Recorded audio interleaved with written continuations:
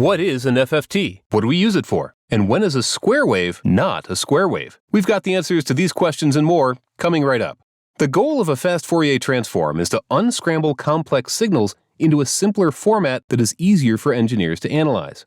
Think about a pot of mixed paint. To reproduce the same mixed color, you'd need to know which primary colors and how much of each color was used. Engineers often need to do a similar unmixing for complex electrical signals. This was a daunting task for early electrical engineers. But luckily, a man named Joseph Fourier created an easy way to do this mathematically back in the 19th century. The algorithm has since been developed into the fast Fourier transform, or the FFT. Let's look at how the FFT separates the signal into discrete sine waves and why it's important for engineers. We'll start by looking at a basic sine or sinusoidal wave, which is a mathematical curve that describes a smooth periodic oscillation. The number of times a second that the wave repeats itself is the frequency, which is measured in hertz.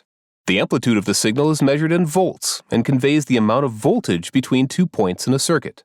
When you add two sine waves with the same frequency together, you get a sine wave with the same frequency and an increased amplitude. When you add together sine waveforms with different frequencies, the resultant waveform will no longer be a sine wave. In fact, any periodic waveform can be built from a sum of sine waves. You can even create a square wave by adding together sine waves of different frequencies. So, we see how waveforms can be added together and how one signal could be composed of multiple sine waveforms of different frequencies. It's just like a pot of mixed paint composed of different colors. Now, let's see how the FFT helps us unscramble them. The FFT transforms a signal from the time domain representation to its representation in the frequency domain. So basically, it lets us see the signal from a different view. Here, we're looking at the time domain graph, which shows the signal changes over time. The FFT allows us to look at the frequency domain graph, which shows the component frequencies of that sine wave as peaks in the frequency domain. So we can quickly see that the signal is made up of 3 different sine waves of different frequencies.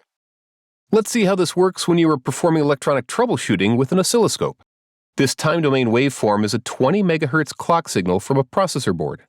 With this view, it would be easy to overlook the small differences in the peaks of each waveform cycle. The slightly irregular wave shape implies that something is modulating the main clock signal at a subharmonic frequency. What is the frequency, and what is the extent of its presence in the clock signal? Switching the oscilloscope to the FFT mode provides immediate answers to these questions. This image shows the FFT view of the same 20 MHz clock waveform. The frequency range of the FFT display is set to 50 MHz, which means that each horizontal division equates to 5 MHz. The left side of the graticule is 0 MHz.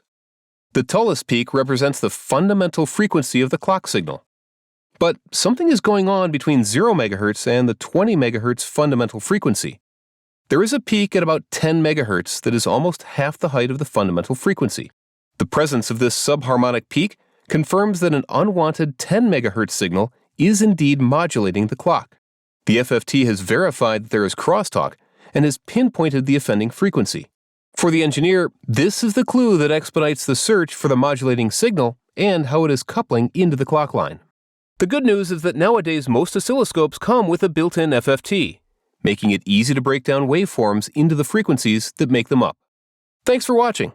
If you liked this video, hit the subscribe button now to get notified of our next video in this educational series.